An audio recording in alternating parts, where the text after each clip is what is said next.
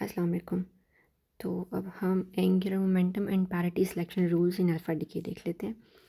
सो कहते हैं we have up to this point neglected the discussion on angular momentum carried by alpha particle in a transition from initial to final state. I initial, ठीक है, I remember I is the spin of the nucleus, which means we call it spin, but it's the total angular momentum, that is spin plus orbital angular momentum of the nucleus. तो ये उसका initial state है और ये final state. The angular momentum of alpha particle can range between from I plus IF to II minus IF with the you know addition of 1 at every point. So II plus IF plus 1, and then II plus IF plus 2, and so on and so forth until II minus IF तक यानी जो भी ranging है. सो जैसे like आप normal जो electron के case में हम जैसे दो एंगुलर मोमेंटा को ऐड करते हैं इलेक्ट्रॉन की, क्या पॉसिबल वैल्यूज हो सकती हैं, बिल्कुल उसी तरह यहाँ पर न्यूक्लियर के केस में भी होगा. The nucleus helium consists of two protons and two neutrons. They are all in their first S state. ठीक है. सो क्या है कि प्रोटॉन भी दो वन एस स्टेट में हैं. सो दोनों प्रोटॉन भी यहाँ पे हैं, दोनों न्यूट्रॉन भी यहाँ पे हैं. ठीक है. सो क्या है कि वो आपस में पेयर्ड हैं. So their spin coupled pair was to zero. So alpha particle की स्पिन जो है वो ज़ीरो है. तो ये मसला हल हो गया कि अल्फ़ा पार्टिकल की स्पिन तो कोई नहीं है. सो तो total angular momentum that alpha particle will take या carry on is orbital angular momentum. The spin of alpha particle is therefore zero, and the total angular momentum carried by an alpha particle is in the decay process is purely orbital in character. We will designate this by L alpha. अब हम L alpha कह रहे हैं the orbital angular momentum of alpha particle. ठीक है. इसको हम इसके न्यूक्लियस को हम I alpha नहीं कह रहे क्योंकि मैंने I alpha को सॉर्ट कर दिया कि I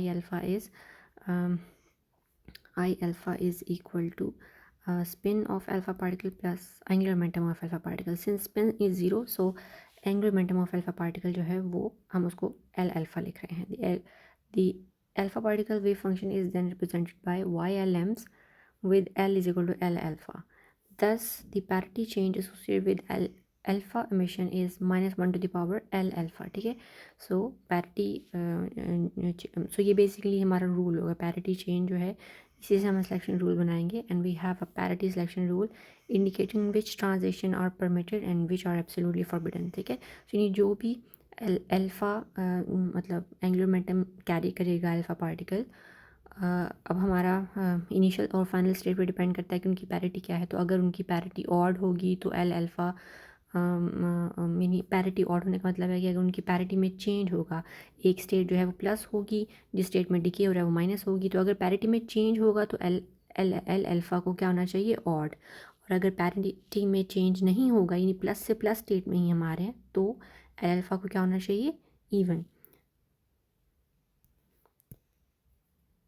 अगर हम इसके लिए एक रूल इस रूल को लिख लें तो हम ऐसे लिखेंगे कि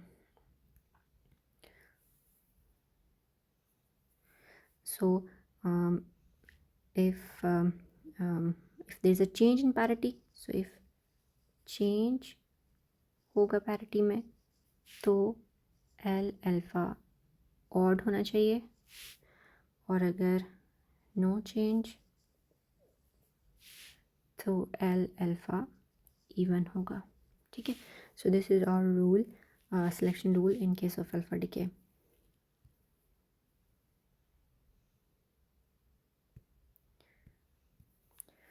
So if initial and final parities are same, then L alpha must be even, and if they are different, L alpha must be odd. To study the application of this rule, we recognize that we have also neglected one very significant feature of alpha decay. A given initial state can populate many different final states in the daughter nucleus. So this property is sometimes known as fine structure of alpha decay. ठीक है. ये हम बाद में देखेंगे भी कि this fine structure plays an important role in alpha decay spectroscopy, in which we study the nucleus excited state using alpha decay. So but of course nothing has whatever so of course has nothing whatever to do with atomic fine structure. So this is fine structure of the nucleus, not atomic fine structure. सो अब हम देखते हैं कि एक example. सो यहाँ पे हमारे पास एक न्यूक्लियस है CM, curium. So curium is decaying into another nucleus, polonium. अब यहाँ पर ये न्यूक्लियस जो है ये अपनी ग्राउंड स्टेट से डिके हो रहा है, ठीक है. 0+ is the ground state of curium. यहाँ से ये डिके हो रहा है. अब यही इसने बात की है कि it can decay into many possible state of the daughter nucleus. Not only it can decay to 0+ of the daughter nucleus, ठीक है. सो ये I final है. So this is I final, this is I initial, so this is I initial और ये I final है. सो it can not only decay into 0+, but also there are some high energy states, 2+, 4+, ठीक है, 6+, 8+. also you can see कि एक 1-3 -5 ये वाली states भी हैं और फिर ये भी बंच ऑफ स्टेट्स हैं जिनके अंदर ये डिके हो सकता है. सो अगर हम देखें कि ये स्टेट्स जो है वो दे आर पॉसिबल, तो पॉसिबिलिटीज़ इनकी यहाँ पे लिखी हुई हैं. सो ये आपके पास जो चीज़ें लिखी हैं ये आप कह लो कि परसेंटेज आप समझ लो कि लिखी हुई है of the possibility that the parent will decay into this particular state or this particular state. तो 74% of the time it will decay into ground state of polonium. ये देख लीजिएगा polonium है या plutonium है. it is 25% of the time ये 2+ state में decay करेगा, ठीक है. और इसी तरह जैसे आप हायर एनर्जी स्टेट की तरफ जा रहे हैं, द इंटेंसिटी और आप कह लो कि percentage of the time it decay into this particular state, the higher state has is turning to very small values. तो यहाँ तक जाते हुए 10⁻⁷ तक छोटी वैल्यू हो गई है. सो वेरी स्मॉल पॉसिबिलिटी कि ये यहाँ पर डिके होगा. सो ग्राउंड स्टेट में पॉसिबिलिटी सबसे ज़्यादा है. अब अगर लेट्स से इस स्टेट को ले लेते हैं हम, तो ऊपर से हम 0+ स्टेट से आए हैं और यहाँ 2+ स्टेट है. सो हमारी I इनिशियल जो है वो 0+ है और I फाइनल जो है वो 2+ है. 0 और 2 के अंदर क्या डिफरेंस है? सो 0 को 2 में ऐड भी करें और 0 को 2 में से माइनस भी करें तो क्या आपके पास आता है? 2 ही आता है, ठीक है. सो यानी -2 आएगा, विच इज़ ऑफ कोर्स हम उसका मॉड ले लेते हैं. सो I + IF से लेकर I -IF तक, तो 0+2 या 0-2 में आपके पास I अल्फ़ा जो आ रहा है वो 2 ही आ रहा है. सो I alpha is 2, sorry I alpha नहीं, इसको हम L अल्फ़ा कह रहे थे ना. तो L अल्फ़ा इज़ 2, ठीक है. और हमें पता है कि हमारा सिलेक्शन रूल जो है उसके मुताबिक जो अब ये पाई जो है वो रिप्रेजेंट कर रहा है. मैं इसको किसी सॉलिड कलर से लिख लेती हूँ. सो अब हमारा जो L अल्फ़ा है it is what? It is 2 और parity of parent nucleus is -1⁻L time parity of daughter nucleus. Parent nucleus की पैरिटी क्या है? प्लस, और इसकी भी प्लस है, ठीक है. अब हमने देखना है कि L को यहाँ पर रखने से क्या हमारे पास पैरिटी कंजर्वेशन रूल जो है वो फॉलो हो रहा है. सो -1⁻2 और -1⁻2 आपको क्या देगा? जाहिर है +1. So yes, parity of the parent is equal to parity of the daughter, that is दोनों की पैरिटी प्लस है. So plus plus parity plus है. So this transition is allowed या permitted and it has 25% of the chance occurring whenever this parent nucleus decay into this daughter nucleus, ठीक है. Similarly आप इनमें से भी किसी का कर सकते हैं. अगर आप इस पर्टिकुलर डिके को देख लेते हैं हम 5-, तो 0+ से आप 5- में आ रहे हैं. तो अभी क्या है? प्लस से माइनस में आ गए तो पैरिटी ऑड हो गई. और आप देख सकते हैं कि 0 को प्लस या 5 में माइनस करने से L अल्फ़ा क्या आएगा? 5 ही आएगा. तो अब आपके पास पैरिटी ऑड है तो -1⁵ का मतलब है यहाँ से भी हमारे पास नेगेटिव आना चाहिए. सो यानी यहाँ पे पेरेंट और डॉटर की जो पैरिटी है वो चेंज हुई है. Also L alpha carries a angular momentum of 5. So this is also possible with this % of the times it will happen whenever this decay will occur. सो ये सारा मतलब इस तरह आप कर सकते हैं। सो फॉर एग्ज़ाम्पल आपके पास कोई न्यूक्लियस है, जैसे हम यहाँ से ले लेते हैं, लेट्स से ये पर्टिकुलर डिके देखें, इसकी कोई पॉसिबिलिटी नहीं लिखी हुई, ये जो पर्टिकुलर डिके है, ठीक है, ये पॉसिबिलिटी इस डिके की है, ये पॉसिबिलिटी इस डिके की है, ठीक है। यहाँ पे कुछ डिके हैं, इनकी पॉसिबिलिटी नहीं लिखी हुई, तो हम देखते हैं क्या ये डिके पॉसिबल है। सो अब आप आ रहे हैं,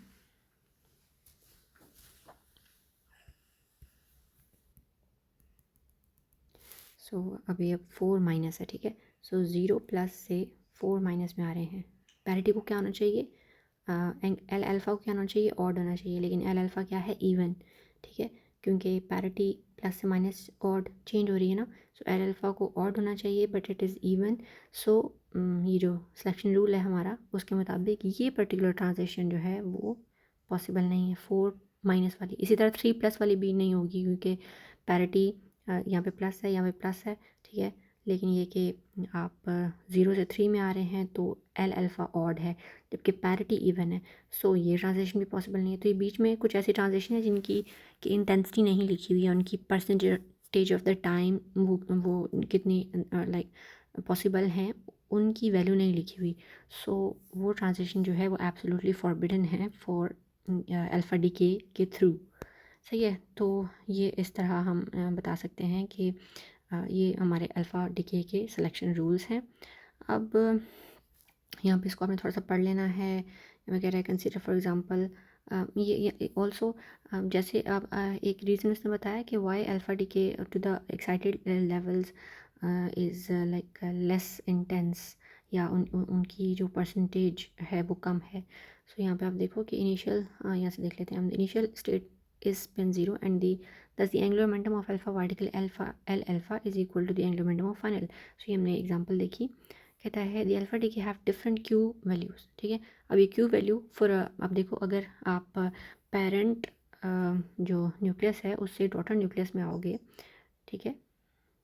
सो अगर आप पेरेंट की जीरो स्टेट से डॉटर की जीरो स्टेट में आ रहे हो तो maximum energy alpha particle carry out करेगा जब वो डिके होगा। तो यहाँ से यहाँ तक क्यू वैल्यू जो है वो अल्फा पार्टिकल की मैक्सिमम होगी, जो वो क्यू वैल्यू लेके जाएगा मैक्सिमम क्यू वैल्यू उसके पास होगी। बट अगर वो यहाँ से किसी एक्साइटेड स्टेट में डिके होता है तो क्या होगा कि it left the nucleus in excited state, parent nucleus excited state में रह गया ना, तो अब अल्फ़ा पार्टिकल जो निकलेगा उसके पास अपनी क्यू वैल्यू से लेस एनर्जी होगी। तो यानी अल्फ़ा पार्टिकल की एनर्जी जो है वो डिपेंड करती है कि आपका जो न्यूक्लियस है वो किस स्टेट में डिके हो रहा है। If it is decaying to a zero और the ground state of the daughter, it will carry maximum Q value, and in other cases Q value can be less, ठीक है। The intensity depends on wave function of the initial and also depends on the angular momentum L alpha, ठीक है।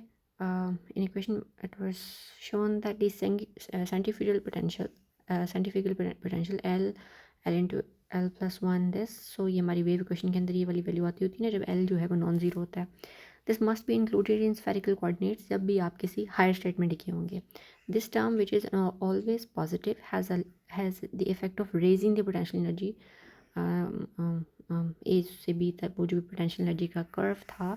So this curve जो आपके पास ये आ रहा था ए से लेके बी तक, इसकी वैल्यू राइज हो जाएगी as you decay into some higher energy state and not the ground state.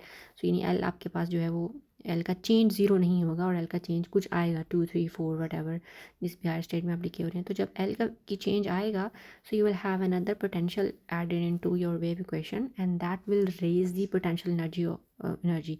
और जैसे उसकी पोटेंशियल एनर्जी इंक्रीज़ होगी, यानी हमारी उस डिके की, यानी इस पर्टिकुलर डिके की पोटेंशियल एनर्जी ज़्यादा है, सो इस डिके को होने में भी फिर क्या होगा कि उसके चांसेस कम होंगे या उसमें वो डिके इजीली नहीं हो पाएगा। So that's why the intensity of these decays are less than the intensity of this decay. This term and thus increasing the thickness of the barrier which must be penetrated. Consider for example 0 plus 2 plus and these 8 plus तक की सारी stage जो हैं ground state rotational band दी, ठीक है सही, ये सारे रोटेशनल बैंड्स हैं, ठीक है। ये बैंड्स हैं क्या मतलब कि ये पूरा एक बैंड बनाते हैं रोटेशनल बैंड ग्राउंड स्टेट में। The decay to the 2 plus state has less intensity than the decay to the ground state for two reasons. The centrifugal potential, क्योंकि L जो है उसकी वैल्यू अब 2 आ गई है, raises the barrier to 0.5 MeV, and the excitation energy lowers Q value. So जैसे Q value भी lower होगी, it will have less chance of decay. ठीक है, the chances of decay also depends on the value of depend on the Q value. ये बात तो हमने like alpha decay के स्टार्ट में पढ़ी थी ना, कि even for the nucleus to nucleus it varies as the Q value is less, it takes more time for the decay, तो यानी less chances for decay. Decay intensity continues to decrease, and these same for the same reason as we go up. ठीक है, for the same reason जैसे हम 8+ तक state तक जा रहे हैं, we are seeing that ये इस तरह डिक्रीज हो रही है 76% से 23%, 1.5%, so on, जैसे जैसे आप हायर एनर्जी स्टेट में जा रहे हैं. These results are not in the exact agreement with the observed decay intensity, but they do give us a rough idea of the origin of decrease in the intensity. Once we go above the ground state band, the alpha decay intensity become very small. ठीक है, जैसे हम ये हमारा यहाँ तक जो plus वाला सारा था ये ग्राउंड स्टेट वाला बैंड है, रोटेशनल एनर्जी बैंड. यहाँ पे ऊपर जो है हमारे पास कुछ फर्दर एनर्जी स्टेट्स आ रही हैं जो कि ग्राउंड स्टेट्स एनर्जीज नहीं है. दिस सिचुएशन सो कहता है कि the intensities alpha decay intensity become very small for the of the order of 10 to the minus 6%. This situation results from the poor match of initial and final wave functions. Many of these excited states originate with vibration and pair breaking. अब ये किसकी rotation vibration की बात करें, जाहिर है nucleus की. ठीक है, तो न्यूक्लियस की वाइब्रेशन आपको पता है ना कि जैसे एटॉमिक एनर्जी स्टेट्स होती हैं उसी तरह न्यूक्लियस में भी एनर्जी स्टेट्स हैं. तो बिल्कुल ऐसे जैसे एटॉमिक एनर्जी स्टेट्स जो हैं बहुत स्मॉल वैल्यूज़ की होती हैं, इसी तरह न्यूक्लियस की भी एनर्जी स्टेट्स जो हैं उनके अंदर ना सिर्फ उसकी नॉर्मल एनर्जी स्टेट्स हैं, बल्कि ये कि उनकी रोटेशनल एनर्जी स्टेट्स भी हैं और इस तरह वाइब्रेशनल एनर्जी स्टेट्स भी हैं. तो यानी अगर आपका न्यूक्लियस जो है वो एक ऑफसेट सा है या वो परफेक्टली सर्कुलर या स्फेरिकल नहीं है, तो it can have vibrational and rotational energy levels. So कहता है कि अगर आप हाई एनर्जी स्टेट्स को देखें तो वहाँ पर इंटेंसिटीज और लो हैं, and this is because of the poor matching of the initial and final wave functions.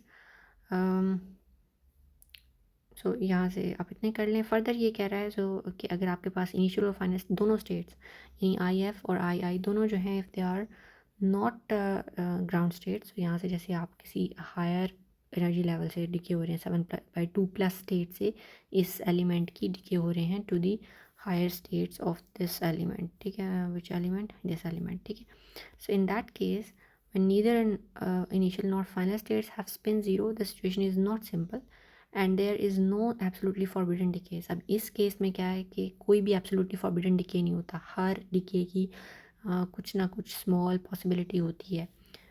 For example decay 2- से 2+ वाला डिके जो है इसके अंदर 0 से लेकर 4 तक वैल्यूज़ हो सकती हैं. ठीक है, प्लस करें तो 4 और माइनस करें तो 0, तो 0 से लेके 4 तक अल्फ़ा की वैल्यूज़ हो सकती हैं. और उसके अंदर कितनी पॉसिबिलिटीज़ हो सकती हैं कि 1 और 3 जो है उसके साथ पॉसिबिलिटी हो सकती है कि ये ऑड होगा. ठीक है, और 2 और 4 की पॉसिबिलिटी नहीं हो सकती. अब इसमें से भी अल्फ़ा 1 होगा कि 3 होगा वो डिपेंड करता है. उसको फाइंड आउट करने के लिए भी हमारे पास यानी वो हम एग्जैक्टली इससे उसका मैग्नीट्यूड फाइंड नहीं कर सकते कि भाई अब अल्फ़ा जो है वो 1 की पॉसिबिलिटी क्या है, या इसके थ्रू ट्रांजिशन होगी या अल्फ़ा 3 के साथ ट्रांजिशन होगी. तो इसके लिए हमें जो अल्फ़ा पार्टिकल है उसका एंगुलर मोमेंटम फाइंड आउट करना होता है. तो उसका एंगुलर मोमेंटम फाइंड करने के लिए आप फिजिकली एक्सपेरिमेंट करते हैं जिसमें आप जो न्यूक्लियस अल्फ़ा पार्टिकल को एमिट कर रहा होता है उसको आप अलाइन करते हैं, उनके स्पिन्स को, उनको मैग्नेटिक फील्ड के अंदर रख के उनके मैग्नेटिक पोल्स बनाते हैं, उनको अलाइन करते हैं, और फिर उसमें से निकलने वाला अल्फ़ा पार्टिकल जो है उनको देखते हैं कि अल्फ़ा पार्टिकल जो है वो किस यानी जिस तरफ अलाइनमेंट है ये ज़ीरो, इस तरफ आपने अलाइन किया हुआ है न्यूक्लियस को, तो वो किस तरफ से निकलते हैं. तो यानी उससे हम फिर अंदाज़ा लगाते हैं कि कौन सा जो है वो अल्फ़ा फॉलो होगा, क्या अल्फ़ा 3 आएगा या 1 आएगा, और किसके कितने % चांस है।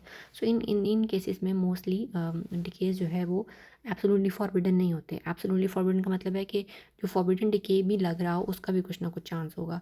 अब यहाँ पे ये छोटी सी बात ये है कि ये आपका वो न्यूक्लियस है जो अल्फ़ा पार्टिकल लिमिट कर रहा है, तो हम देखते हैं कि अल्फ़ा पार्टिकल यहाँ से उनकी इंटेंसिटी जो है वो ज़्यादा है निकलने की, जबकि यहाँ से कम है। तो मतलब अल्फ़ा पार्टिकल को जो जहाँ पर ये न्यूक्लियस के सेंटर के करीब जो होगा यहाँ से उनका निकलना मुश्किल होगा, क्योंकि बैरियर जो है वो स्टिल अभी है, और यहाँ पे ये चूँकि यहाँ पे एलोंगेट हो गया है, तो ये न्यूक्लियस के सेंटर से ज़्यादा दूर है, तो यहाँ से अल्फ़ा पार्टिकल ज़्यादा इंटेंसिटी से निकलेंगे। तो इस तरीके से हम अल्फ़ा पार्टिकल का एंगुलर मोमेंटम हम फिज़िकली पता करते हैं, और फिर हम मालूम करते हैं कि जी हमारा जो डिके है वो किन से प्रोसीड होगा। तो ये था जिसमें से आप मेनली ना आप यही करोगे कि अल्फ़ा पार्टिकल का सिलेक्शन रूल, डिके का पैरिटी और एंगुलर मोमेंटम का सिलेक्शन रूल, और एक एग्जांपल कर लेंगे, कोई सी भी इनमें से ग्राउंड स्टेट वाली एग्जांपल कर लें। तो ये हम करेंगे इस टॉपिक में। फर्दर हमारे पास एक टॉपिक है जी fine structure of alpha decay या फिर अल्फ़ा डिके स्पेक्ट्रोस्कोपी। अब इसमें हम क्या करते हैं, जैसे मैंने आपको पहले बताया था कि सिंस अल्फ़ा पार्टिकल जब डिके होता है, सो ऐसा नहीं होता कि आप अपने पेरेंट न्यूक्लियस की से डॉटर न्यूक्लियस की ग्राउंड स्टेट में आ जाएं, बल्कि देयर आर पॉसिबिलिटीज़ के पेरेंट न्यूक्लियस की से डॉटर न्यूक्लियस की वेरियस स्टेट्स जो हैं वो ऑक्यूपाई हो सकती हैं विद डिफरेंट इंटेंसिटीज़।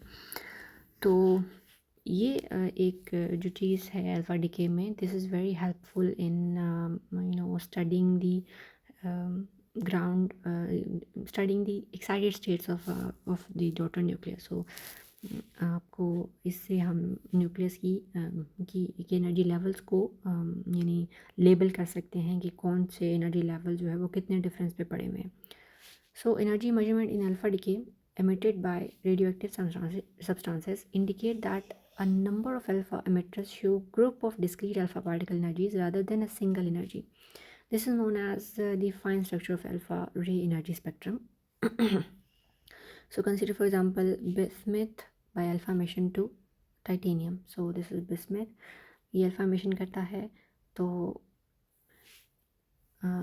टाइटेनियम में, तो टाइटेनियम की ग्राउंड स्टेट में अगर आता है तो आपके पास अल्फा पार्टिकल निकलता है of energy 6.201 MeV. If it comes to the a little higher energy state जो कि इस डिफरेंस पे पड़ी हुई है, ठीक है, ग्राउंड से।